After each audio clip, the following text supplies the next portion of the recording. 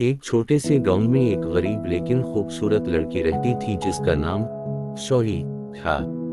सोही का घर एक सादा सी कटिया में था, जहां वो अपने बाग में फूलों की देखभाल करती थी। एक दिन एक शहजादा जिसका नाम अली था, अपने वालिद के साथ शिकार के लिए जंगल में गया। जब इसकी नजर सोही पर पड़ी, जो फूलों को पानी दे रही थी, तो वो इसकी खूबसूरती में खो गया और उसे पहली नजर में मोहब्बत हो गई। लेकिन अली के वालिद बादशाह ने यह फैसला कर लिया था कि उसका बेटा एक अमीर शहजादी से शादी करेगा। बादशाह का कहना था कि सोही की गुर्बत उनके खानदान की शान के मुताबिक नहीं थी, और अली ने कभी अपने वालिद की इस बात को नहीं माना। कुछ दिन बाद बादशाह बीमार हो गए और कोई भी दवा उनकी हालत को बेहतर करने में कामयाब नहीं हो रही थी। अली ने अपने वालिद की हालत देखकर दिल से अफसोस महसूस किया और दुआ की कि बादशाह जल्द सेहतयाब हों। एक दिन अली ने सोही को बताया कि उसका वालिद बहुत बीमार है और कोई इलाज मुयस्सर नहीं हो रहा। सोही ने फौरन कहा कि वो बादशाह को देखना चाहती है। अली ने खुशी से इसकी बात मानी और दोनों बादशाह के महल की तरफ रवाना हुए।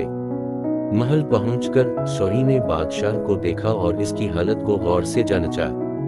इसने बादशाह के करीब जाकर इसकी नब्ज़ चेक की और कुछ लम्हों में ही उसने पता लगाया कि बादशाह को एक खास जुड़ी बूटी की जरूरत है, जो सिर्फ जंगल में मिलती थी।